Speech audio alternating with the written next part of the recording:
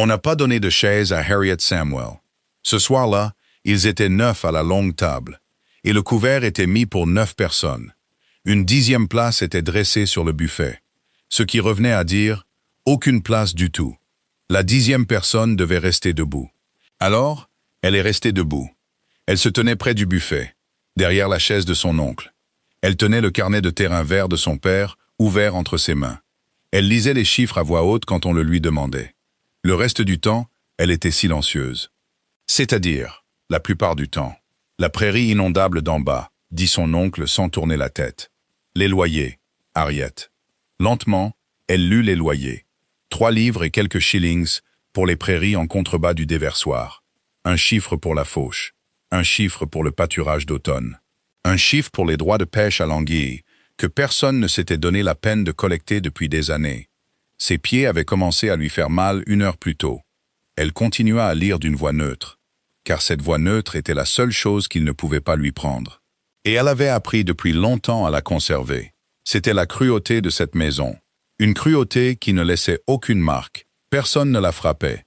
Personne ne levait la main ou la voix. Ils organisaient simplement le monde pour qu'elle ne soit jamais sur une chaise, jamais à table. Jamais une personne à qui l'on s'adresse. Elle était un instrument. Elle allait chercher, elle servait, elle lisait des chiffres et elle restait debout. Un corps forcé de rester debout près d'un buffet pendant 3 heures, chaque soir de sa vie, apprend une leçon différente. Il apprend qu'il n'est qu'un meuble. Elle avait tranquillement refusé de l'apprendre. Ce refus vivait dans la neutralité de sa voix. Il ne parvenait pas à trouver où elle le cachait. Et cela rendait son oncle fou. À la tête de la table était assis le duc de Wesley. Et personne ne lui parlait. C'était le fait étrange de la pièce. Plus étrange encore que la nièce debout. On parlait de lui. On parlait près de lui. On parlait dans l'air, au-dessus de son assiette. On ne lui parlait pas. Son oncle adressait ses remarques au chandelier. Sa tante adressait les siennes à la soupe. Sa cousine Olympia tournait son joli profil vers la lumière. Elle riait doucement de choses que personne ne lui avait dites. Le duc ne mangeait presque rien. C'était un homme grand et immobile de 32 ans. Il avait les cheveux sombres. Ses yeux étaient si proches du noir que la lueur des bougies n'y trouvait aucune couleur. Son visage ne bougeait pas. Harriet connaissait son histoire, car elle savait tout ce que la maison savait, et on ne lui disait rien exprès. 3 printemps plus tôt, son jeune frère s'était noyé au déversoir, à la frontière des 2 domaines. La vieille vanne avait cédé lors d'une crue. Le comté avait décidé, sans autre preuve que sa propre peur, qu'un homme si froid et si dur avait dû, d'une manière ou d'une autre, la laisser se briser. Peut-être avait-il souhaité économiser l'argent. Peut-être était-il simplement le genre d'homme à qui de telles choses arrivent. L'histoire n'avait pas besoin d'être vraie pour être répétée. Il suffisait qu'elle soit effrayante. Et elle l'était. Depuis lors, les gens avaient cessé de parler directement au duc de Wesley. Ils parlaient à son intendant. Ils parlaient à l'espace où un homme plus chaleureux aurait pu se tenir autrefois. Il était venu ce soir pour entendre les termes d'un mariage.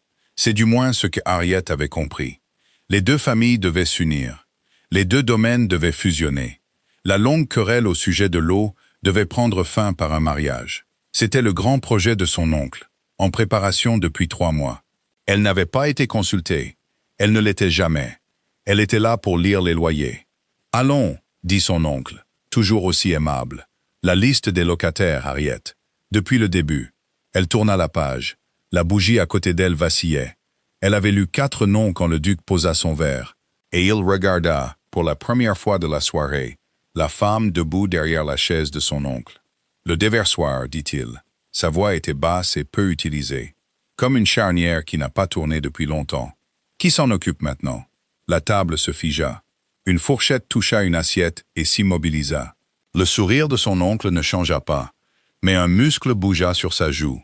Le duc avait posé une question à la pièce, et la pièce ne savait pas comment répondre à un homme qu'elle avait accepté de craindre. Le silence s'étira. Il devint insupportable. Sa tante regarda son assiette. Olympia regarda les bougies. Son oncle fixa intensément le vide et ne parla pas. Car parler au duc était une chose qui ne se faisait tout simplement plus dans cette maison, et il ne se souvenait plus comment faire. Harriet lui répondit. « Personne ne s'en occupe, votre grâce, dit-elle. C'est pourquoi votre prairie est inondée. Quelque part à table, Sa tante prit une brusque inspiration. Le doux rire d'Olympia mourut à peine né. Son oncle se tourna enfin sur sa chaise.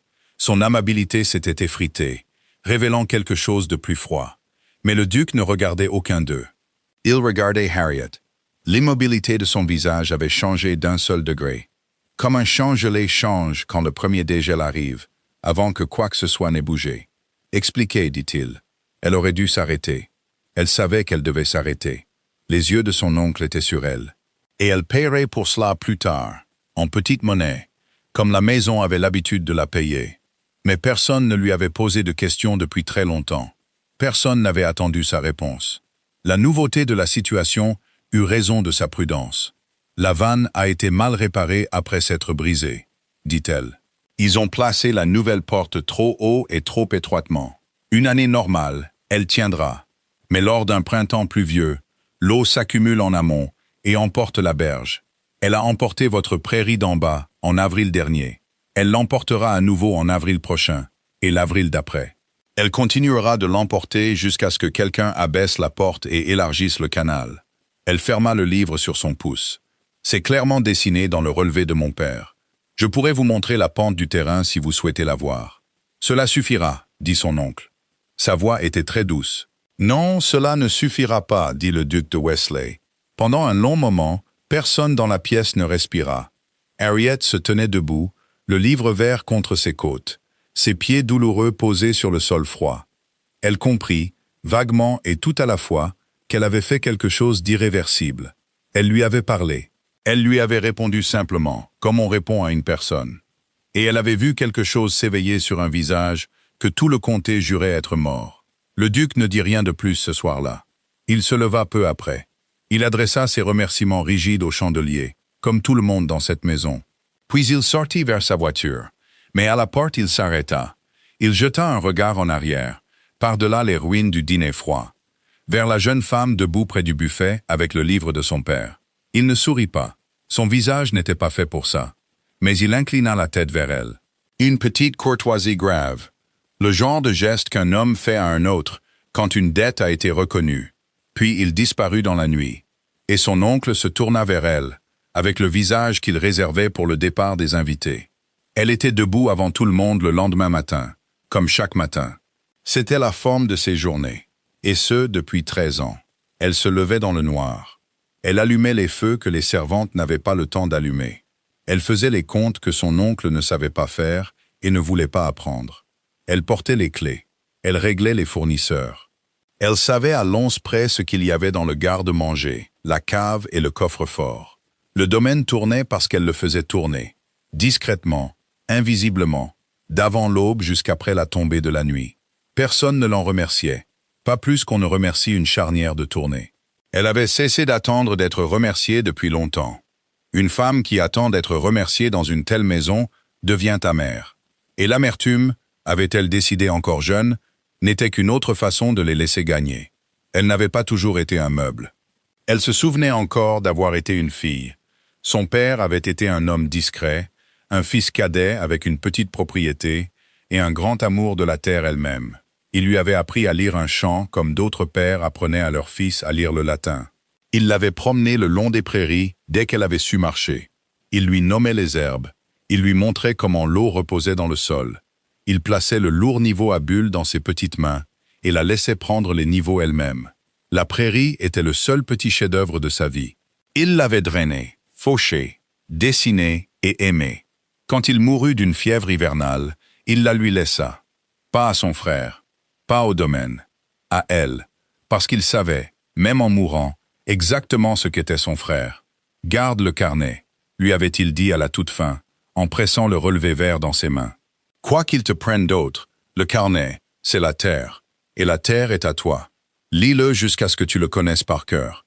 Alors personne ne pourra jamais te la prendre, parce qu'elle sera en toi, là où leurs mains ne peuvent pas atteindre. » Elle avait fait ce qu'il avait demandé. Elle l'avait lu jusqu'à le connaître par cœur. À 11 ans, elle n'avait pas compris pourquoi c'était si important. À 24 ans, elle commençait à comprendre. Elle descendit à la prairie ce matin-là, comme elle le faisait souvent quand la maison l'avait blessée.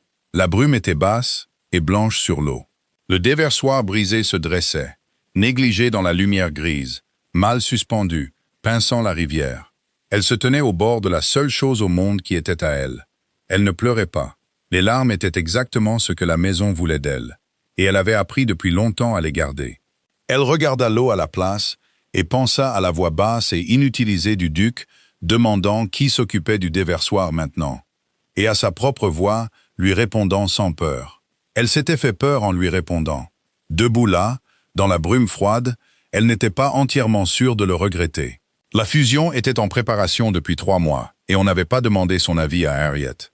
Les 2 domaines s'étendaient le long d'une rivière. Homehurst se dressait sur la rive opposée, grand, riche et silencieux, dans la famille Wesley depuis 40 ans. Le domaine de Somewell se dressait sur la rive proche, hypothéqué jusqu'aux cheminées, entretenu à crédit et en apparence par son oncle Godwin. Il avait épousé le dernier argent de la famille et l'avait dépensé lentement pour donner l'illusion d'une fortune qu'il n'avait plus. Entre les 2 maisons coulait l'eau contestée et le déversoir contesté.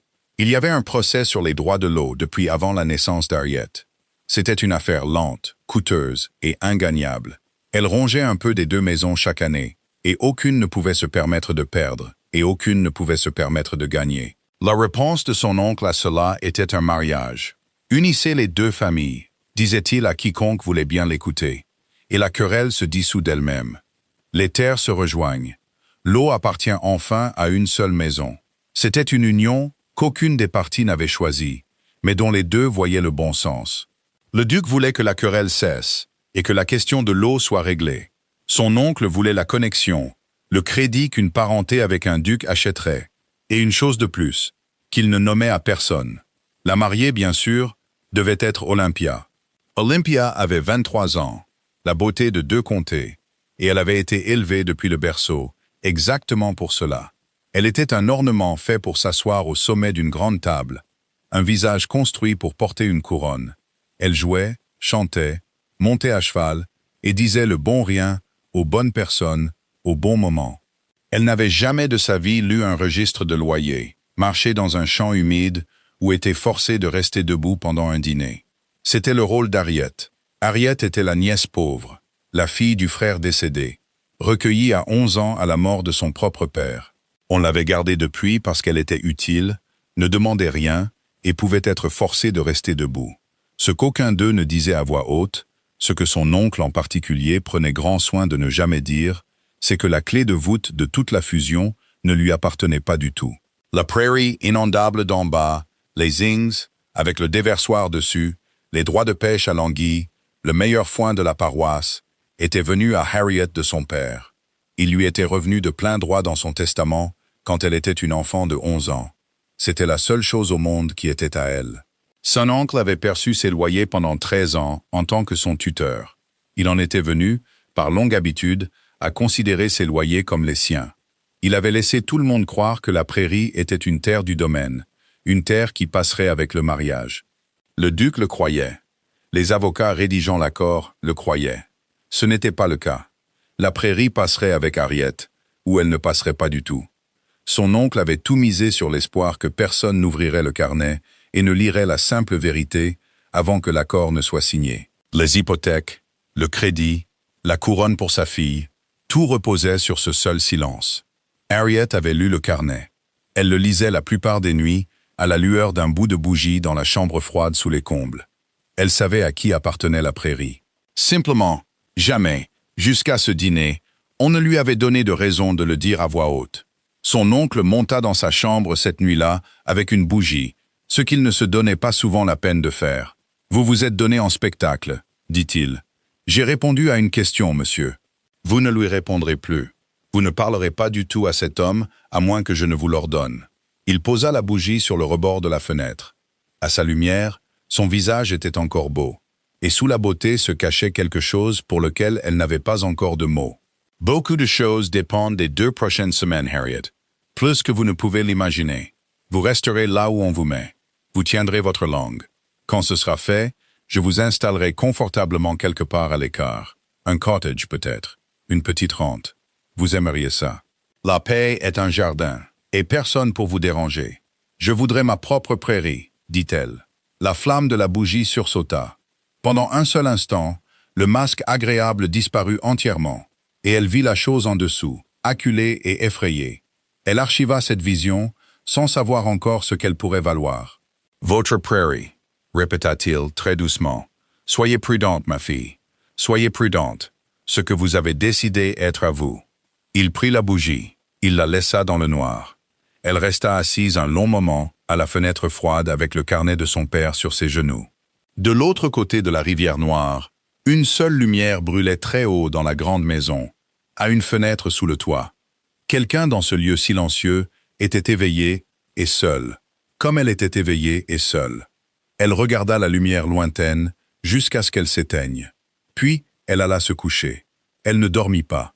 Elle ne savait pas que l'homme à qui personne n'osait parler était resté à cette même fenêtre tout ce temps, regardant la maison voisine.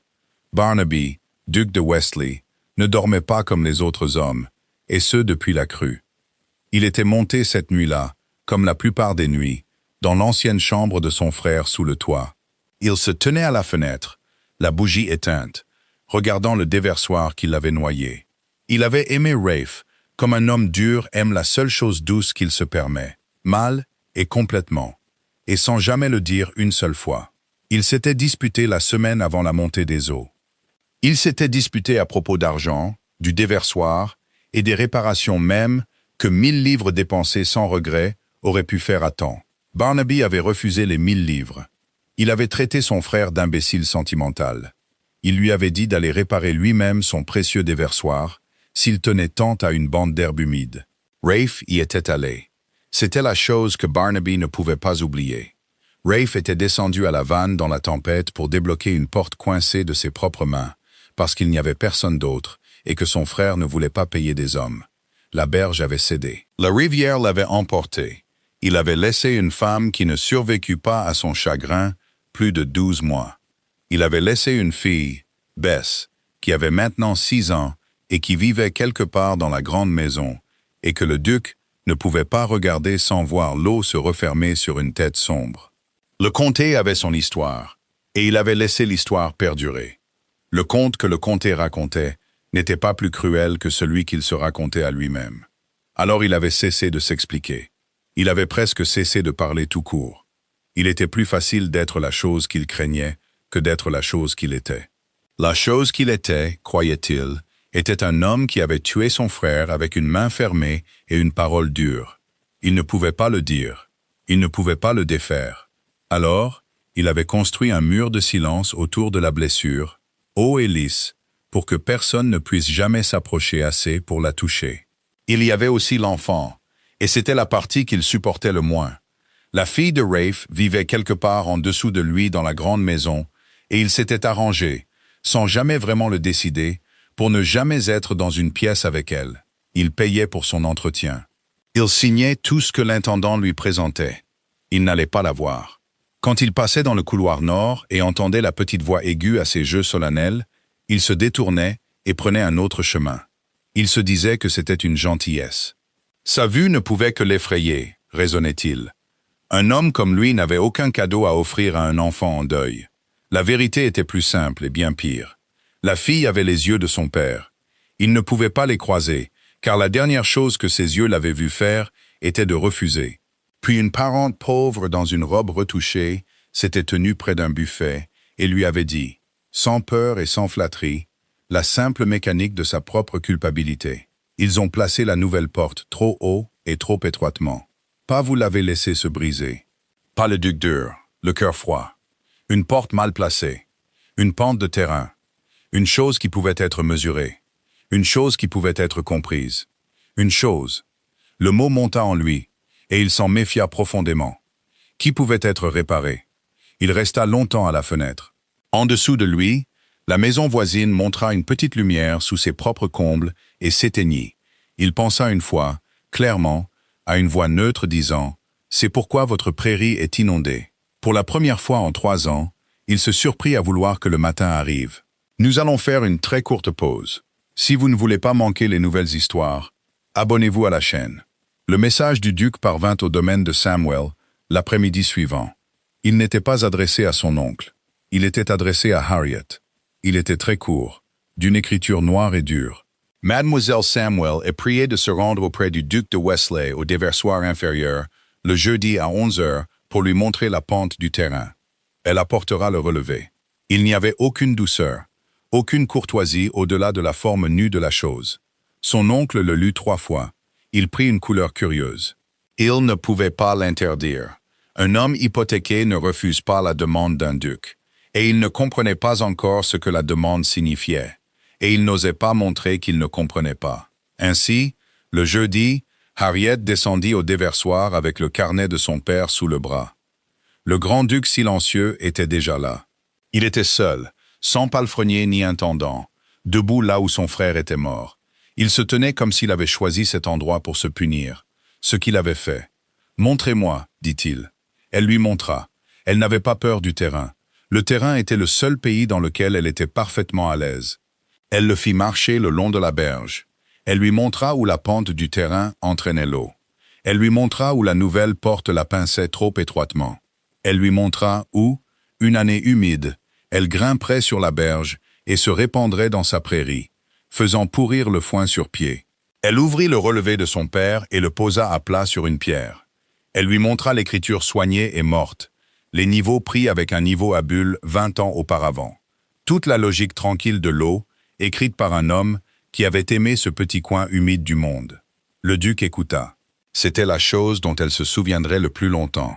Il écouta comme personne ne l'avait écouté depuis la mort de son père. Il écouta entièrement, sans impatience, sans attendre son tour de parler, comme si ce qu'elle savait valait la peine d'être su. « Vous pourriez arranger ça », dit-il enfin. Ce n'était pas tout à fait une question. N'importe qui pourrait arranger ça s'il voulait bien payer, dit-elle. Abaissez la porte d'un pied. Élargissez le canal selon le dessin de mon père. Revêtez la berge proche de pierre, pas de gazon. C'est 2 mois de travail. Ce n'est pas cher. Votre prairie est inondée parce que personne n'a pris la peine de dépenser un peu pour l'arrêter. C'est tout. Il n'y a pas de malédiction, seulement une porte mal suspendue. Mon frère est descendu pour déplacer cette porte à la main, dit le duc, parce que je ne voulais pas dépenser ce peu. Il le dit platement, à l'eau, pas à elle. Elle comprit aussitôt que c'était la première fois qu'il le disait à voix haute à une âme vivante.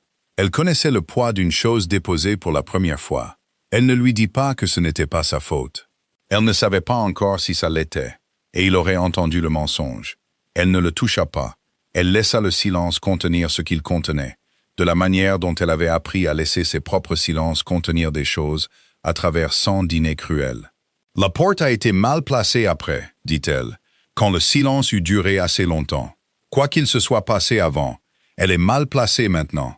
C'est quelque chose qu'un homme peut réparer, quoi qu'il ne puisse pas réparer d'autres. » Il se tourna et la regarda pleinement.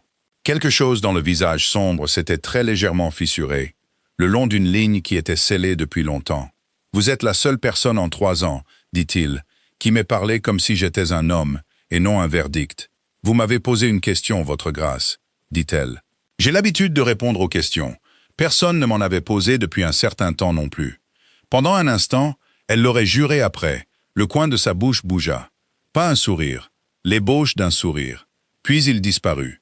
Il était de nouveau le duc de Wesley. Il dit qu'il enverrait des hommes au déversoir le lundi, et qu'elle les dirigerait. Et il s'éloigna en remontant la berge sans un autre mot. Il la laissa près de la rivière avec le carnet de son père et le sentiment le plus étrange qu'elle ait eu depuis des années. C'était le sentiment d'avoir été vue. Les travaux au déversoir avancèrent et Harriet les dirigea, et le comté ne savait qu'en penser. Elle descendait chaque matin à l'eau. Elle se tenait parmi les ouvriers dans sa robe simple avec le carnet vert ouvert dans ses mains. Elle leur disait où poser la pierre, à quelle hauteur suspendre la nouvelle porte, où revêtir la berge. Il faisait ce qu'elle disait, en partie parce qu'elle avait manifestement raison, en partie parce que le duc l'avait ordonné. Il venait la plupart des jours lui-même. Il disait peu. Il se tenait à une petite distance et regardait le canal s'élargir. Il regardait la berge prendre son revêtement de pierre grise. De temps en temps, il posait une question. Elle y répondait. Lentement, au fil des matins froids et humides, une chose grandit entre eux que ni l'un ni l'autre ne nommait ou n'osait nommer. Un matin glacial, elle arriva au déversoir pour trouver un tabouret posé sur la berge où elle aimait se tenir. C'était une chose simple, un tabouret pliant descendu de la grande maison. Il était placé carrément sur la parcelle de terrain la plus sèche, avec la pierre du relevé à côté pour tenir son carnet. Personne ne lui dit qui l'avait mis là. Les ouvriers se contentèrent de toucher leur casquette et de ne rien dire. Mais elle vit le duc un peu plus loin le long de la berge, regardant très fixement l'eau, et non elle, à la manière d'un homme qui ne souhaite pas être remercié. Elle le comprit. Elle avait passé 13 ans sans qu'on lui donne de chaise, debout près des buffets, jusqu'à ce que ses pieds lui fassent mal, transformés en meubles au bord du confort des autres. Il n'avait pas dit un seul mot à ce sujet. Il avait simplement vu qu'on la laissait debout et y avait tranquillement mis fin, de la seule manière qu'un homme silencieux connaissait. Elle s'assit sur le tabouret. Elle ouvrit son carnet. Elle ne le remercia pas parce qu'il ne voulait manifestement pas de remerciements et parce que certaines gentillesses sont gâchées en étant nommées à voix haute. Mais ce soir-là, elle ne pouvait s'empêcher de penser au petit tabouret simple posé carrément sur le sol sec pour elle. Cela défie en elle quelque chose que toutes les années de cruauté n'avaient fait que durcir. C'est à Holmhurst qu'elle rencontra l'enfant. Le duc lui avait demandé de monter à la grande maison pour examiner le drainage du domaine avec son intendant. Il le demanda avec raideur, comme si les mots lui coûtaient de l'argent. Elle connaissait la terre mieux que n'importe quel homme qu'il payait, et il s'était résolu à l'admettre. Elle y alla. Holmhurst était comme elle l'avait imaginé. Et pire encore, c'était vaste, silencieux, beau et froid comme une église de pierre en décembre. Les domestiques se déplaçaient à pas feutrés et baissaient les yeux à son passage. Personne ne riait. Dans toute cette grande bâtisse, il ne semblait y avoir qu'un seul petit son humain, fin, aigu et affairé. Elle le suivit dans un couloir et trouva une petite fille de 6 ans, assise seule par terre, dans une pièce au nord, habillant un cheval de bois d'un morceau de tissu noir pour un enterrement. « Il s'est noyé », expliqua l'enfant avec franchise quand Harriet s'accroupit à côté d'elle. « Comme mon papa. Alors il doit avoir du noir. Alors il doit avoir le meilleur noir qui soit, » dit Harriet. Elle déchira une bande convenable de l'ourlet de son propre jupon. Elle aida l'enfant à habiller le cheval de bois pour son deuil. Elle ne lui dit pas une seule fois de ne pas penser à de telles choses. La fille s'appelait Bess. Elle était la fille de Ref, la pupille du duc, et elle vivait dans cette maison silencieuse, comme une pièce de monnaie tombée derrière un coffre. On l'avait mise à l'écart parce que sa vue blessait le seul homme qui aurait dû l'aimer le plus. Les domestiques étaient gentils avec elle et effrayés par toute l'affaire. Personne ne jouait avec elle. Personne, semblait-il, ne lui avait dit une seule chose vraie dont elle n'avait pas déjà peur. Alors, elle était allée droit au cœur de la peur et s'y était installée, dans la pièce du nord, enterrant des chevaux de bois qui s'étaient noyés. « Tu n'as pas peur de lui », observa Bess, en regardant le visage d'Harriet avec l'attention franche d'un enfant. « Tout le monde a peur de mon oncle, pas toi. »« Non », dit Harriet, et elle constata que c'était vrai. « Je ne crois pas en avoir peur. »« Pourquoi ?» Elle réfléchit à la réponse honnête et la donna. « Parce que l'enfant en méritait une. Parce que je pense qu'il est seulement très triste, et je n'ai jamais, de toute ma vie, appris à avoir peur de la tristesse. » Derrière elle, dans l'embrasure de la porte, le duc de Wesley était arrivé sans un bruit et était resté un instant de trop. Il l'entendit le dire. Il repartit sans un mot pour qu'aucun d'eux ne voie son visage. La duchesse douairière de Wesley était la seule âme à Holmhurst qui n'avait jamais appris à craindre son petit-fils. Et elle comptait bien que cela reste ainsi. Son nom était Verena. Elle était vieille, droite et tranchante comme un bon couteau. Et elle avait regardé la grande maison gelée pendant 3 hivers avec une fureur qu'elle gardait derrière un visage doux. Elle avait enterré un mari, un fils et l'âme d'un petit-fils. Et elle n'avait pas l'intention d'enterrer la dernière chaleur de la famille sans se battre. Elle avait remarqué beaucoup de choses dernièrement. Elle avait remarqué le déversoir réparé. Elle avait remarqué son petit-fils descendre pour le dîner. Elle avait remarqué, par-dessus tout, la jeune femme simple de la maison voisine qui parlait à Barnaby comme s'il était une personne, et à qui il répondait. Elle fit venir Harriet dans la semaine. « Asseyez-vous, mon enfant, » dit-elle, ce que personne au domaine n'avait dit à Harriet en 13 ans. Là, sur la chaise. « Je suis trop vieille pour parler à une personne qui est debout. Vous avez l'air d'être toujours sur le point d'aller chercher quelque chose. Arrêtez ça. » Harriet s'assit. C'était très étrange.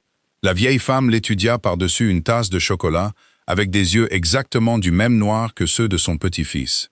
« Vous lui avez dit que son déversoir était mal suspendu, » dit la douairière, en face de lui, à la table de votre oncle, où les couteaux à poisson avaient sans doute peur de lui. Une lueur sèche. Savez-vous que personne n'a dit à cet homme une vérité dérangeante en 3 ans? Il rampe autour de lui. Il parle à ce terrible intendant. Ils ont tous convenu qu'il est un monstre parce que c'est plus facile que de se souvenir qu'il est un garçon qui a perdu son frère et ne peut pas se le pardonner.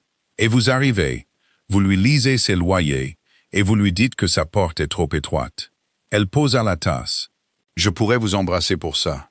Je ne le ferai pas, mais je pourrais. Je lui ai seulement répondu. Madame, dit Harriet. Oui, dit Verena. C'est précisément le miracle. Elle resta silencieuse un moment. Puis, avec la franchise des très vieilles personnes, elle dit « Il doit y avoir un mariage, me dit-on. Mon petit-fils est une beauté de la maison de votre oncle, une fusion de fossés. Je vais gagner une petite fille choisie pour sa superficie. » Elle regarda Harriet très fixement. « Ce ne sera pas vous, je suppose. Ce n'est jamais celle que ça devrait être. » Le visage d'Harriet ne trahit rien, car il avait 13 ans de pratique. Mais quelque chose bougea derrière, et la vieille femme vit ce quelque chose et fut satisfaite. « Venez me lire le jeudi, » dit la douairière comme si c'était réglé. Ce qu'il était maintenant. Mes yeux faiblissent, et amenez l'enfant. Cette maison l'a gardé dans un placard assez longtemps. Si mon petit-fils ne peut pas supporter la vue de la fille de son frère, alors il ferait mieux d'apprendre à la supporter. Et vous êtes manifestement la personne pour le lui apprendre. Allez-y. Ainsi, Harriet vint à Holmhurst le jeudi. Et après un certain temps, d'autres jours aussi, pour le bien de l'enfant et de la vieille femme, et pour une autre raison qu'elle n'examinait pas de près.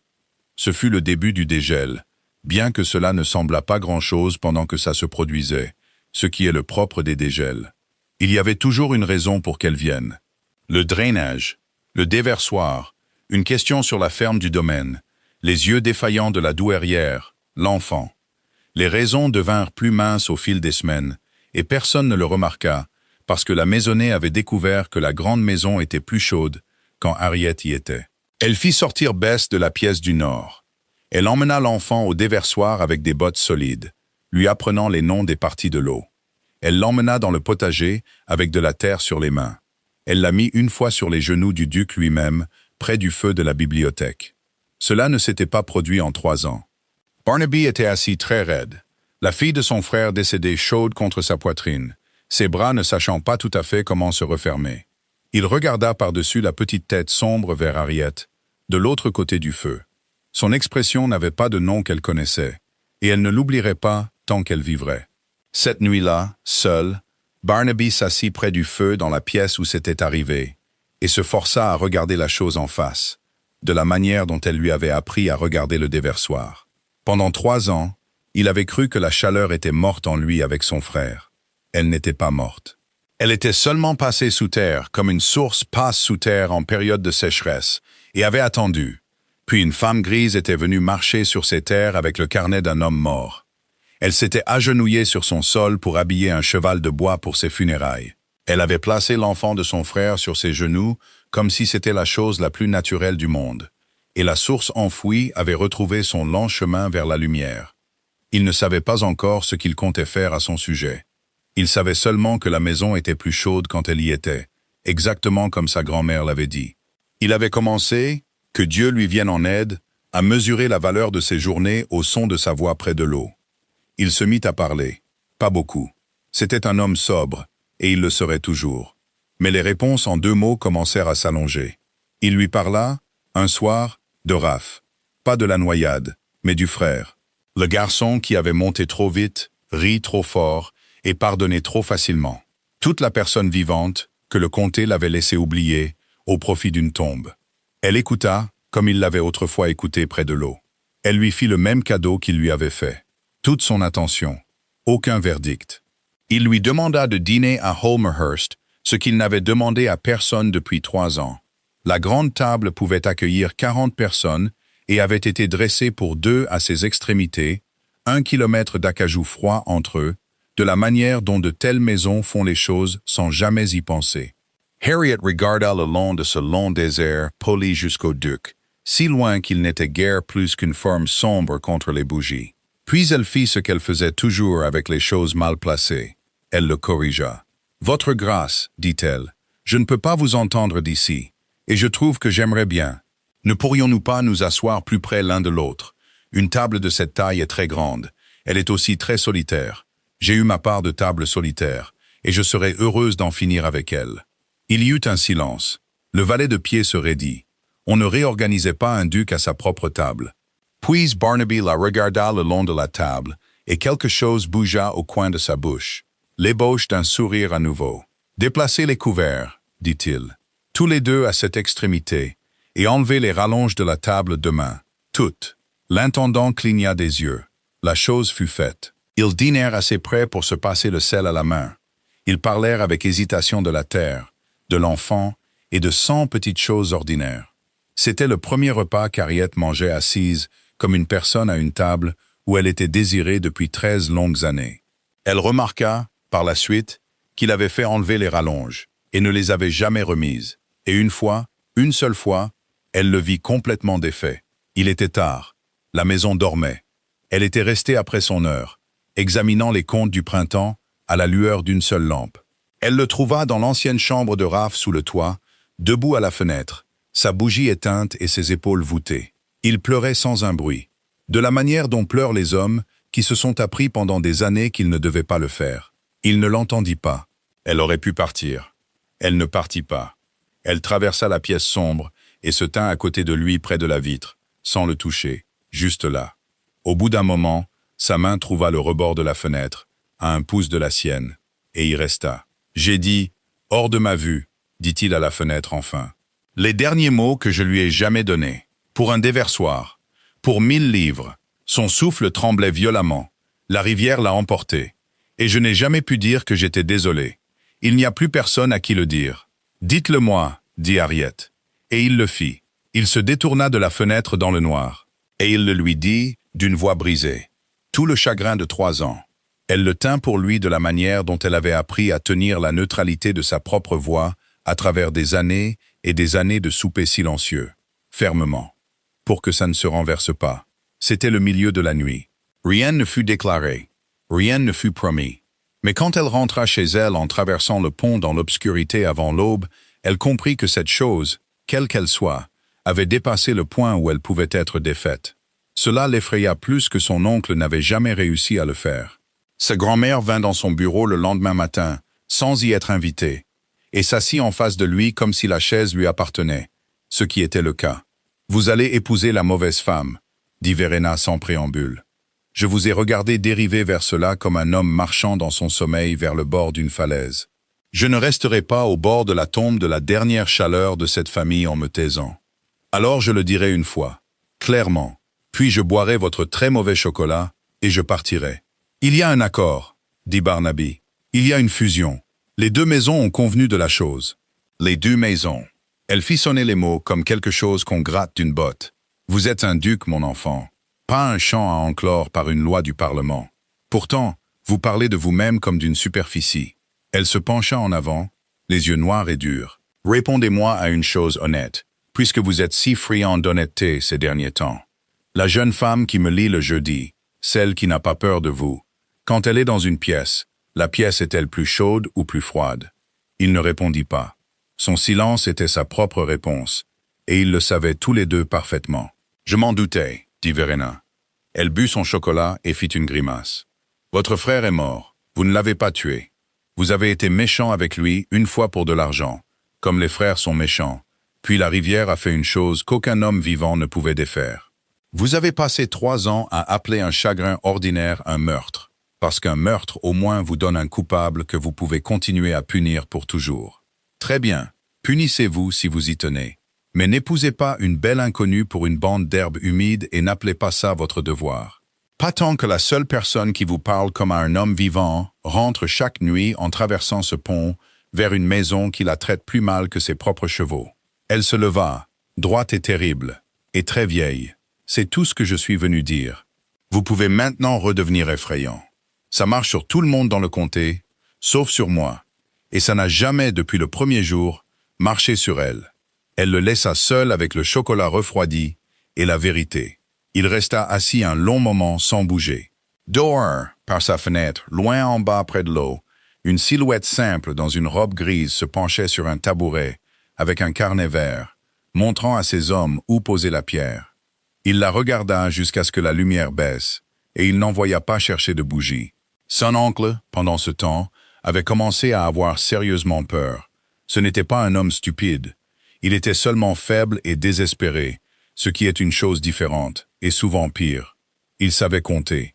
Il comptait les matins que sa nièce passait à la grande maison. Il comptait le règlement reporté du duc et ses propres créanciers reportés. Il comptait, par-dessus tout, les jours jusqu'à ce que le mariage sur lequel il avait tout misé lui glisse doucement des doigts. Ce n'était pas sa fille que le duc descendait rencontrer au déversoir. Ce n'était pas Olympia que la vieille douairière faisait venir le jeudi.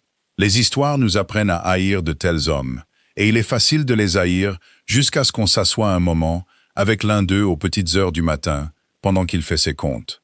Godwin Samwell avait construit toute sa maison en ruine sur une seule carte. La couronne reviendrait à Olympia. L'argent du duc effacerait les hypothèques. La petite difficulté du véritable propriétaire des prairies se noierait, inaperçue, dans le flot général de la fusion. Maintenant, la carte tournait lentement dans sa main. Il pouvait voir clairement la ruine derrière elle. L'argenterie vendue, les chevaux vendus, les logements bon marché dans une ville où personne ne connaissait son nom. Il fit ce que font les hommes effrayés quand ils voient le mur approcher.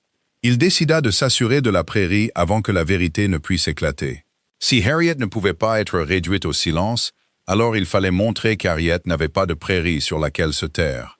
Il envoya chercher en ville un homme de loi, un homme souple et cher, avec une voix douce et sans scrupules digne de ce nom. Ensemble, pendant 3 longues soirées, ils construisirent la chose. Ils construisirent une revendication selon laquelle les prairies n'étaient jamais vraiment passées à l'enfant, que le testament de son père avait été ambigu, que 13 ans de gestion par l'oncle s'étaient transformés en un droit, que la prairie était une terre du domaine et l'avait toujours été, quoi qu'une jeune fille puisse dire. C'était mince, mais la loi n'est pas la vérité, et les revendications minces gagnent quand l'autre partie n'a pas de carnet pour y répondre. Le carnet. Tout revenait toujours au carnet. Ainsi, le 4e soir, pendant qu'Harriet était à Olmhurst à lire à la douairière, son oncle monta dans sa chambre froide sous les combles. Il prit le relevé de son père dans la boîte sous son lit. Il le descendit. Il l'enferma dans son propre coffre-fort en fer. Il se dit, en tournant la clé, qu'une jeune fille pouvait difficilement prouver un titre avec un carnet sur lequel elle ne pouvait plus mettre la main. Il avait oublié, parce que les hommes comme lui oublient toujours la seule chose, que sa nièce avait lu ce carnet 1000 fois à la lueur d'une bougie. Il l'avait forcé à le lire à voix haute pendant des années. La preuve qu'il avait enfermée était déjà libre dans le monde, au seul endroit qu'il ne pouvait pas atteindre. Olympia trouvait l'affaire de la prairie de mauvais goût, ce qui la surprit, et elle réfléchit froidement à la raison. Ce n'était pas une fille cruelle, c'était une belle fille, ce qui est une chose différente, et parfois plus difficile à être, parce que le monde donne à une belle fille un seul métier, et la méprise ensuite pour le pratiquer. Elle avait été faite pour ce mariage comme un couteau est fait pour couper. Elle n'aimait pas le duc. Elle ne s'était jamais attendue à aimer qui que ce soit. L'amour n'était pas dans l'accord, et on ne l'avait pas élevé pour le chercher. Ce qu'elle ressentait, assise dans le salon froid, et regardant le visage de son père devenir plus gris sur ses lettres, était le début d'une peur qu'elle n'avait aucune pratique à gérer. C'était la peur d'une femme élevée pour une seule chose, qui peut sentir cette seule chose commencer à échouer. « Vous pourriez encore la voir », dit sa mère un soir par-dessus la broderie, « si la cousine était hors du chemin. » « Il ne me regarde pas, » dit Olympia. C'était la chose la plus vraie qu'elle ait dite en un an. Il ne m'a jamais regardé de la façon dont il la regarde par-dessus les comptes. Je suis la plus belle chose dans n'importe quelle pièce où j'entre. Il me regarde comme un homme regarde un beau meuble. Elle tourna son joli profil vers la fenêtre froide. Elle se tient près d'un buffet et lui lit des loyers dans une robe vieille de 3 saisons. Il la regarde comme si elle était la seule chose chaude en Angleterre. Je l'ai vu faire. Alors nous devons la ruiner, dit sa mère confortablement en enfilant son aiguille. Et rapidement, avant qu'il ne pense à faire une offre. Olympia resta silencieuse. Elle avait été sur le point de dire autre chose, quelque chose qui aurait pu être le début d'une vie différente. Elle regarda les mains calmes de sa mère et le visage gris de son père au bureau. Et toute la machine froide qu'il avait construite pièce par pièce en une chose pour le sommet d'une table. Elle ne dit rien. Elle laissa faire. C'était sa faiblesse. Pas la méchanceté, le manque de courage de vouloir une chose qu'on ne lui avait jamais permis de vouloir. Elle paierait pour cet échec avec le temps, et le paiement serait la lente construction d'elle-même. Mais cela vint plus tard. C'était maintenant. Maintenant, elle croisa les mains et laissa son père et sa mère s'emparer de la prairie. Le coup tomba en avril. Au printemps humide, le déversoir avait été réparé juste à temps. La pluie tomba pendant 4 jours sans cesser. La rivière monta, brune et bruyante. La 5e nuit, la nouvelle parvint des fermes d'en bas, que l'eau avait envahi les prairies en dessous du domaine. Les vieilles rumeurs se réveillèrent dans le comté comme une fièvre. Le déversoir va encore céder. Le déversoir du Duc, une autre mort à venir. La moitié des cottages de la rive proche se trouvaient sur le chemin de la crue, des endroits pauvres pleins d'enfants, et son oncle, voyant dans la confusion la chance qui l'attendait, envoya la lettre de son avocat docile à Holmhurst cette nuit-là même. C'était une revendication formelle des prairies. C'était un avertissement que Mademoiselle Samwell n'avait aucune qualité pour se mêler des travaux au déversoir. C'était une demande que le mariage se poursuive sur ses bases appropriées, avec la mariée appropriée. La lettre atteignit la grande maison à minuit. Harriet aussi. Elle remonta la longue allée à pied dans l'obscurité ruisselante, sans chapeau, les cheveux plaqués sur son visage. Derrière elle venaient les habitants des fermes voisines, effrayés, portant ce qu'ils pouvaient. Elle avait fait le calcul que le comté avait trop peur de faire. Elle savait que le nouveau déversoir tiendrait.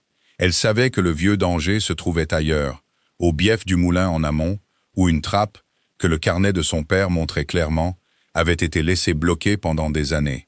Ouvrir la trappe supérieure, répandre l'eau de la crue largement et peu profondément sur les hautes prairies vides, exactement comme son père l'avait dessiné. Les cottages en contrebas tiendraient. Laisser la trappe bloquée et l'eau prendrait la route basse dans le noir. Elle noierait un enfant dans son lit.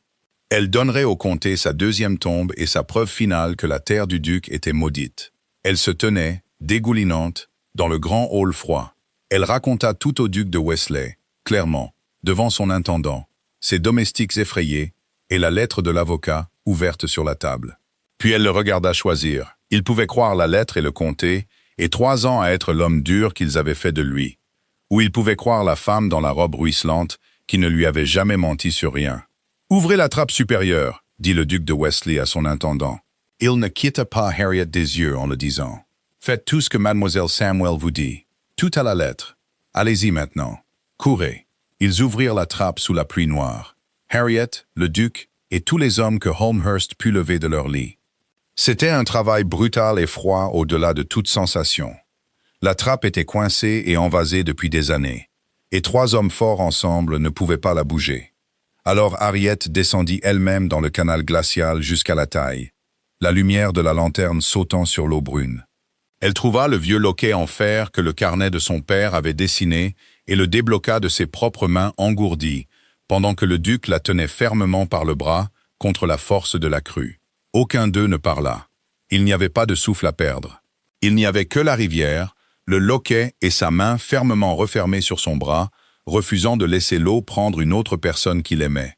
L'eau de la crue se répandit largement et peu profondément sur la haute prairie, précisément comme un homme mort l'avait dessiné 20 ans auparavant. La rangée de maisons basses tint bon. Personne ne se noya. Vers l'aube, trempé jusqu'aux os, noir debout du déversoir jusqu'au coude, le grand-duc silencieux se tenait dans son manteau en ruine, sur la berge même qu'il avait autrefois été incapable de regarder. Et il rit. Un son court, étonné, entièrement humain, le premier en 3 ans. L'eau avait fait ce que le carnet d'un homme mort avait dit qu'elle ferait. La prairie qu'il avait cru être une tombe avait sauvé les vivants à la place. Et sur la table du hall, dans la maison chaude et éclairée derrière eux, la lettre de son oncle gisait toujours, revendiquant le terrain même qui venait de sauver la paroisse, au nom de la jeune fille qui l'avait sauvée. Dans les jours qui suivirent la crue, le comté ne cessa de parler, et pour une fois, les rumeurs n'allaient pas dans le sens du duc, elles allaient dans le sien. Il l'avait vu, ou l'avait entendu de ceux qui l'avaient vu, la nièce pauvre qui était descendue dans la crue jusqu'à la taille dans le noir, le duc qui l'avait tenue fermement par le bras dans l'eau noire, la haute prairie qui avait bu la rivière et sauvé la rangée de maisons basses, exactement comme elle l'avait dit. Les vieillards qui avaient connu son père hochaient la tête par-dessus leur pipe et disaient que la fille avait son œil pour l'eau, sans aucun doute. Les femmes qui l'avaient laissée debout à leur buffet pendant des années se souvenaient tout à coup qu'elle avait toujours été gentille avec elles, Et à travers tout cela, courait le fil le plus étrange de tous. Le duc de Westley avait ri à voix haute sur la berge à l'aube, comme un homme vivant. Une nièce pauvre dans une robe en ruine semblait en être la cause. Seul son oncle ne parlait pas. Il lisait les rapports de la crue et la chaleur croissante de la paroisse envers sa nièce, et il comprit que son heure était presque venue. Il regarda la revendication qu'il avait construite, la chose mince et légale prête à être présentée au tribunal, et pendant un instant, même lui put voir clairement comment cela apparaîtrait. Un homme poursuivant une orpheline pour le terrain même dans lequel elle avait pataugé dans une crue pour le sauver. Il aurait dû s'arrêter là. Il savait, dans la partie froide et calculatrice de lui-même, qu'il devait s'arrêter. Il était allé trop loin pour s'arrêter. C'est toute la petite tragédie de tels hommes, résumée en une seule ligne. Ils peuvent toujours voir le mur arriver, et ils ne peuvent jamais tout à fait se résoudre à détourner le cheval. La revendication de la prairie alla, comme de telles revendications le font, au tribunal du comté. Son oncle avait compté sur beaucoup de choses et n'en avait omis qu'une. Il avait omis que sa nièce ne fuirait pas. Il avait pris son carnet. Il avait le serviteur souple de la loi. Il avait 13 ans de possession tranquille, un bon manteau et la longue habitude d'être cru. Il avait supposé qu'elle plierait, comme elle avait toujours plié tranquillement, pour le cottage, la petite rente et la mise à l'écart en toute sécurité. Il ne comprenait pas que la jeune fille qui avait tenu bon pendant 100 dîners n'avait attendu tout ce temps qu'une seule chose pour laquelle il valait la peine de se battre. Elle l'avait trouvée maintenant, et ce n'était même pas la prairie. Harriet alla voir l'avocat du duc, M. Ansel. C'était une personne âgée, sèche et décente, qui avait servi la famille pendant 30 ans. Elle lui exposa toute l'affaire.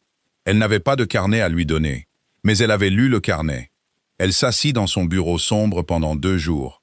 Elle écrivit le relevé de son père de mémoire. Les niveaux, les superficies, les limites, les dates. Chaque chiffre qu'elle avait lu 1000 fois à la lueur d'une bougie pour garder sa propre voix neutre.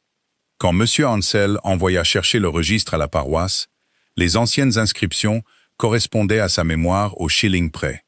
Aucun faussaire n'aurait pu réussir cela. Aucun menteur n'aurait pu le soutenir. La vérité, il s'est avéré, avait été écrite 2 fois. Une fois dans un carnet que son oncle avait enfermé dans le noir, et une fois dans la tête de la jeune fille qu'il lui avait fait réciter. M. Ansel regarda ces pages se remplir de son écriture de greffier, sans jamais hésiter, sans jamais chercher un chiffre qu'elle ne pouvait pas trouver. Il posa sa propre plume et la regarda par-dessus ses lunettes avec quelque chose de très proche de l'admiration. « Mademoiselle Samwell, dit-il, j'ai pratiqué le droit pendant 30 ans. Je n'ai jamais, de tout ce temps, vu un titre prouvé de mémoire. Les livres se perdent, les témoins meurent, les actes sont brûlés. Mais votre père a fait une chose plus sage que n'importe quel avocat que j'ai jamais connu. Il a écrit sa prairie dans une enfant vivante et lui a dit de la garder en sécurité là. Il secoua lentement sa vieille tête. Votre oncle a volé un carnet. Il ne lui est jamais venu à l'esprit de voler la jeune fille qui l'avait appris par cœur. C'était toute son erreur. Cela lui coûtera tout ce qu'il a. Vous comprenez, dit M. Ansel, en la regardant par-dessus ses lunettes, que la preuve la plus sûre de toutes serait le relevé lui-même. S'il existe encore. S'il pouvait être produit en audience publique. Il existe, dit Harriet. Mon oncle l'a. Il l'a pris sous mon lit il y a 3 semaines et l'a enfermé dans son coffre-fort. Ça, dit le vieil avocat avec le faible plaisir d'un homme sec, sentant l'erreur d'un homme mouillé, c'est le vol d'un document essentiel à un procès. Si nous pouvons montrer qu'il le détient, mademoiselle Samwell, nous ne gagnons pas seulement votre prairie. Nous suspendons toute sa revendication à sa propre malhonnêteté en audience publique devant tout le comté qu'il a passé sa vie à essayer d'impressionner. Il enleva ses lunettes et les polit lentement. Ce ne sera pas agréable pour lui. Non, dit Harriet. Elle pensa à la chose acculée et nue qu'elle avait vue derrière la flamme de la bougie. Ce ne sera pas agréable du tout.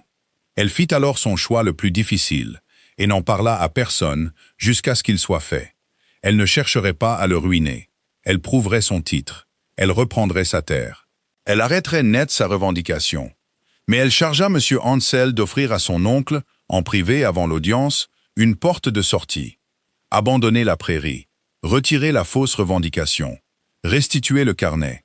Et elle ne demanderait au tribunal ni frais, ni accusation de vol, ni d'échéance publique. Prenez la petite part de dignité, disait-elle en effet, que vous aviez l'intention de me laisser. Son oncle refusa la porte. Les hommes effrayés refusent la porte. C'est presque leur définition. Il ne pouvait pas croire qu'elle se lèverait vraiment dans un tribunal et parlerait. Il était allé trop loin maintenant pour reculer avec grâce. Il dit au messager, le vieux sourire agréable étiré sur sa peur, qu'il verrait sa nièce en ville. L'audience eut lieu dans les salles de l'Assemblée à Marshbourne, car il n'y avait pas de salle assez grande au palais de justice pour la foule. Tout le comté était venu voir les affaires privées du duc dur étalées au grand jour, et la nièce pauvre remise tranquillement à sa place. Ils n'obtinrent pas ce pourquoi ils étaient venus. Olympia était là, au premier rang, pâle sous un beau chapeau neuf. Son oncle était là, beau, gris et droit, son avocat à la voix douce à ses côtés, avec une pile de papiers soignés et une revendication mince et soignée. Le duc de Wesley était là, ce que personne n'avait prévu. Il s'assit simplement sur les bancs publics, la petite main de la fille de son frère tenue dans la sienne. Le comté chuchota à sa vue, puis, étrangement, se tut. Un homme qui s'assoit sur une chaise dure parmi ses propres locataires pour une prairie d'une jeune fille n'est, après tout, pas tout à fait le monstre qu'ils avaient convenu d'être pendant 3 ans. Harriet se leva quand son nom fut appelé. Elle s'était levée toute sa vie pour être un instrument. Elle se levait maintenant pour être comptée. C'était le même corps et la même voix neutre, et c'était une chose entièrement différente. Elle récita le relevé de mémoire, chiffre par chiffre, lentement et clairement, exactement comme on l'avait autrefois forcé à le lire lors d'un dîner froid. Le registre paroissial fut lu en parallèle, entrée par entrée, et il correspondait. L'avocat de son oncle se leva, tout en douceur, pour dire que le relevé n'existait pas, ne pouvait pas être produit, était manifestement une fiction inventée par la jeune femme pour l'occasion. Puis M. Ansel se leva, sec comme un bâton d'automne, et demanda très doucement au tribunal d'exiger le coffre. Il avait bien fait son travail. Il avait le témoignage sous serment d'un domestique renvoyé du domaine que le carnet vert avait été transporté 3 semaines auparavant de la chambre de Mademoiselle Samuel au coffre-fort de son oncle. Il demanda, doux comme du lait, que l'on fasse venir le coffre. Et son oncle, Godwin Samuel, qui avait construit toute sa vie sur le fait de ne jamais se voir poser la seule question simple, se tint dans cette salle bondée et sentit le sol basculer sous lui. Il ne pouvait pas, devant le comté qu'il avait passé 40 ans à impressionner, refuser le coffre sans avouer le carnet.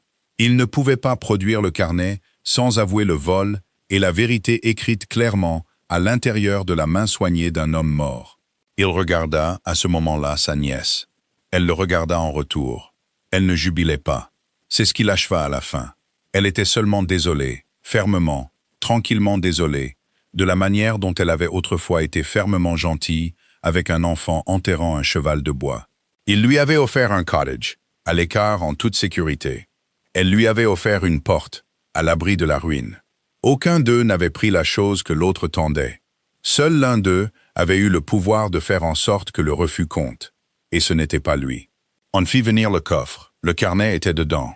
La vérité fut lue dans le procès-verbal en audience publique. Les prairies étaient à Harriet Samuel. Elles avaient toujours été à Harriet Samuel. L'homme qui les avait revendiquées avait volé la preuve même qui le condamnait. Les magistrats se prononcèrent en sa faveur sans même prendre la peine de quitter la salle.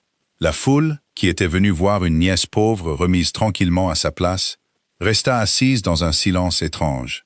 Quelque chose avait tourné dans la pièce, comme le temps tourne.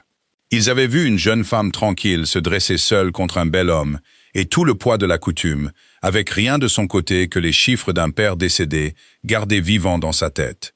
Ils l'avaient vu gagner, et ils avaient vu le duc de Wesley assister à tout cela sur un banc public dur. La petite main d'une orpheline fermement tenue dans la sienne.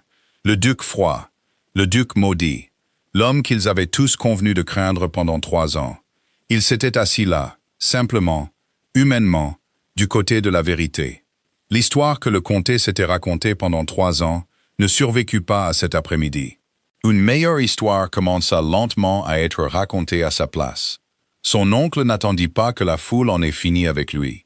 Il sortit par une porte latérale, un bel homme gris marchant très droit dans une ruine qu'il avait construite de ses propres mains soignées.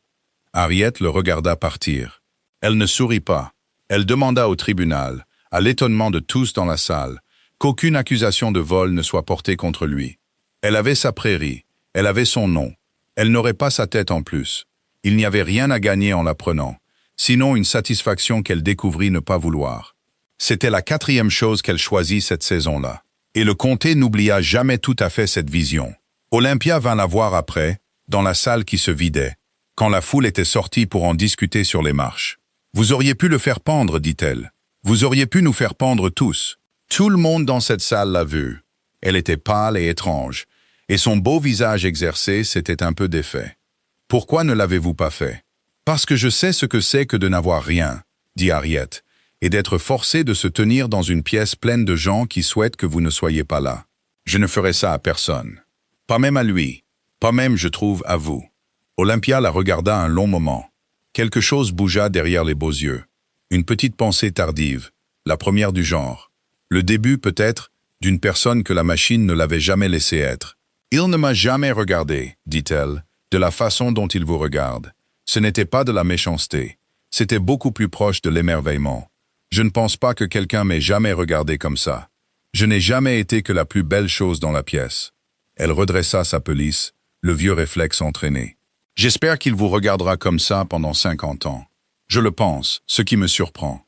Je trouve que je le pense entièrement. » Elle sortit dans la ruine de son père pour commencer, bien qu'elle ne le sût pas encore, le travail lent et peu glamour de devenir une vraie personne.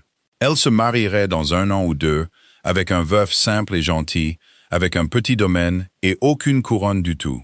Elle serait plus heureuse qu'elle n'avait jamais été entraînée à imaginer que le bonheur pouvait l'être. Et elle enverrait à Harriet une lettre raide et chaleureuse chaque Noël pour le reste de leur vie. La fusion était morte. Il n'y avait plus aucune raison sur Terre pour que le duc de Wesley épouse une Samwell. Harriet avait sa prairie maintenant, libre et nette, avec une petite indépendance. Elle n'avait pas d'oncle derrière qui se tenir. Elle n'avait pas de dîner froid à endurer. Toute la vaste machine qui avait voulu la broyer en une duchesse pour le profit de son oncle s'était brisée tranquillement en morceaux. De l'autre côté, elle était sortie, pour la première fois de sa vie, une femme libre qui ne devait rien à âme qui vive. Elle pouvait prendre un cottage à elle. Elle pouvait enfin garder ses propres loyers. Elle pouvait, si elle le choisissait, ne plus jamais remettre les pieds dans une grande maison froide, ce qui signifiait que lorsque le duc vint à elle, il ne vint qu'à elle-même. Il vint la semaine après l'audience, au déversoir, là où tout avait commencé. C'était un matin clair et froid, le canal réparé coulant doucement et bas, la haute prairie verdoyant là où la crue s'était étendue. Il vint seul, pas de palefrenier, pas d'intendant, de la manière simple dont il était venu la première fois pour se faire montrer la pente du terrain. Il se tint un moment à regarder l'eau qui avait noyé son frère et sauvé sa paroisse. Puis il la regarda, et le visage sombre que le comté avait juré pendant 3 ans être mort, était si clairement, douloureusement vivant, qu'elle pouvait à peine soutenir son regard. « Il n'y a pas de fusion, dit-il. Il n'y a pas d'accord. Il n'y a aucune raison de terre, de loi ou d'argent pour ce que je vais vous dire. Non, acquiesça doucement Harriet. Il n'y en a pas. Je me suis transformé en un homme à qui personne ne parlait, dit-il. Exprès. Parce que c'était plus facile que d'être l'homme qui a tué son frère. Et vous vous êtes levé près d'un buffet et vous m'avez répondu. Vous n'avez pas cessé de me répondre depuis. Sa voix inutilisée se brisa, et il la laissa faire, et ne détourna pas le regard. Vous avez fait sortir la fille de mon frère d'une pièce au nord. Vous avez répandu une crue pour sauver un village. Vous avez donné le coup de votre ennemi, alors que vous auriez pu l'avoir sur demande. Je trouve que je préférerais que vous me parliez chaque jour de ma vie, plutôt que d'être laissé en paix par le reste du monde. C'est tout ce que j'ai à offrir. Il n'y a pas de terre dedans, seulement ça. Harriet regarda l'homme à qui personne n'avait osé parler. Elle fit le dernier et le plus libre choix qu'elle ferait jamais, celui qu'aucun accord n'imposait, qu'aucun oncle n'arrangeait, qu'aucune prairie n'exigeait d'elle. Barnaby, dit-elle. Elle n'avait jamais utilisé son nom. Elle l'utilisa maintenant exprès, de la manière dont on dépose. Enfin, une chose qu'on a portée très longtemps. Je ne vous ai pas répondu parce que j'étais courageuse, dit-elle. Je vous ai répondu parce que vous étiez la première personne depuis des années à me poser une question et à attendre la réponse. On m'a posé beaucoup de questions depuis, dans les tribunaux, dans les salons, par des gens qui ne se souciaient pas du tout de ce que je disais. Elle s'approcha de l'autre côté de l'eau douce. Vous êtes toujours le seul qui attend. J'aimerais passer ma vie à vous répondre à une condition. Non mais là, dit-il. N'importe quoi. Que l'enfant sorte de la pièce du Nord pour de bon. Qu'elle soit à nous deux. Que nous ne la mettions plus jamais à l'écart. Quelque chose se brisa sur son visage dur, et cette fois, ce n'était pas du chagrin. Oui, dit le duc de Wesley. Que Dieu m'aide. Oui. Il ne la prit pas dans ses bras. Il n'était pas ce genre d'homme, et elle ne l'aurait pas aimé à moitié, autant s'il l'avait été.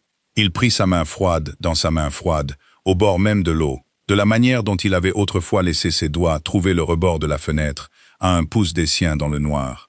Ils se tinrent ensemble au déversoir réparé, pendant que la haute prairie verdoyait autour d'eux. Pendant un moment, ils furent simplement deux personnes qui avaient, enfin, toutes deux reçu une réponse. Il monta voir l'enfant lui-même ce soir-là pour la première fois. Harriet ne l'accompagna pas. Elle comprit qu'il devait faire cette chose seule, tout comme il avait dû autrefois descendre seul au déversoir. Elle attendit dans le grand hall, pendant qu'il montait les escaliers vers la pièce du Nord, où la fille de son frère tenait ses petits enterrements. Elle entendit la porte s'ouvrir au-dessus d'elle. Elle entendit la petite voix aiguë se taire de surprise. Puis elle entendit, étouffée par le vieux chêne, la voix basse et inutilisée du duc de Wesley, parlant à l'enfant de Rafe pour la première fois en 3 ans. Elle n'apprit jamais exactement ce qu'il lui dit. Certaines choses ne se répètent pas, même par un narrateur qui vous a tout raconté. Mais quand il redescendit enfin, son visage était mouillé, et il n'en avait pas honte. Une petite fille descendit en s'accrochant à sa main, ayant décidé, avec la certitude soudaine et totale d'un enfant, que ce grand homme triste était à elle maintenant, et l'avait toujours été. Bess leva les yeux vers Harriet du bas de l'escalier. « Il est venu me chercher, dit-elle, s'en étonnant.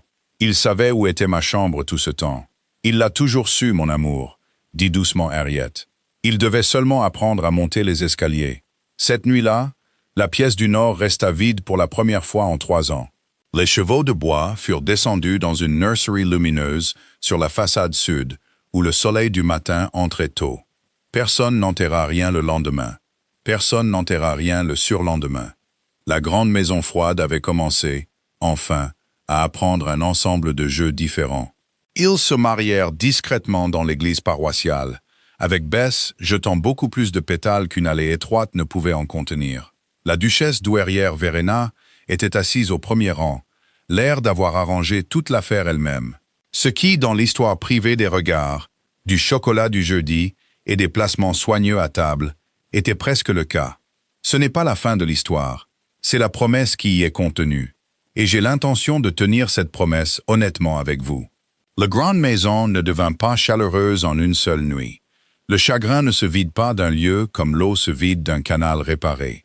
Il y avait encore des pièces où Barnaby ne pouvait pas entrer facilement. Il y avait des matins où le vieux silence s'abattait sur lui sans avertissement. Il y avait une pierre près du déversoir sur laquelle Bess gardait des fleurs, et le ferait toujours, et devrait toujours le faire. Harriet ne le répara pas. Ce n'était jamais sa fonction, et elle ne l'avait jamais confondu avec sa fonction. Elle se tenait simplement à ses côtés, fermement. Elle attendait, elle répondait quand il parlait, et dans l'attente et la réponse, l'homme revint lentement, au fil des saisons, complètement dans le monde. Il y avait de petits signes pour ceux qui savaient regarder. Il apprit à dire le nom de son frère à voix haute sans tressaillir. Il chevauchait parmi ses locataires, les laissait lui parler et répondait quand il le faisait. Il fit ouvrir et aérer la pièce du Nord, et en fit une salle de classe. Une grande carte des 2 domaines réunis fut épinglée sur son mur. Là, l'enfant pourrait apprendre sa terre, comme le père d'Harriet le lui avait autrefois appris. Le valet regarda le duc dur devenir lentement humain, s'émerveilla et oublia après un certain temps qu'ils en avaient jamais eu peur. C'est ici que je les laisserai, au début, plutôt qu'à la fin bien rangés, par un matin clair du 2e printemps, à la tête d'une table qu'elle leur avait demandé de raccourcir pour que les gens assis puissent s'entendre parler. Harriet Samwell, à qui l'on ne donnait autrefois pas de chaise, était assise avec le carnet vert de son père, ouvert sur ses genoux, apprenant à une petite fille aux cheveux sombres à lire les niveaux de la terre. Un homme grand qui n'effrayait plus personne était appuyé dans l'embrasure de la porte pour écouter. Il avait appris que dans cette maison, on attend la réponse, et que la réponse vaut toujours la peine d'attendre. Toute la vallée avait alors entendu ce que la grande maison avait été la dernière à apprendre. On pouvait parler au duc de Westley après tout. Il répondait. Quelque part, dans cet endroit froid, une femme dans une robe simple avait simplement refusé d'avoir peur de la tristesse, avait ouvert une fenêtre, l'avait gardée ouverte et avait laissé entrer le printemps. On lui avait dit autrefois de se tenir debout et de tenir sa langue. Elle se tient debout maintenant parce qu'elle le choisit, à la tête de sa propre table. Elle n'a jamais tenu sa langue depuis. Et il n'y a personne dans cette maison, du duc dans l'embrasure de la porte à l'enfant sur ses genoux, qui la voudrait autrement. Merci d'avoir écouté l'histoire jusqu'au bout. Dites-nous de quelle ville vous nous regardez et ce que cette histoire vous a fait ressentir. N'oubliez pas de vous abonner pour ne pas manquer les nouvelles histoires.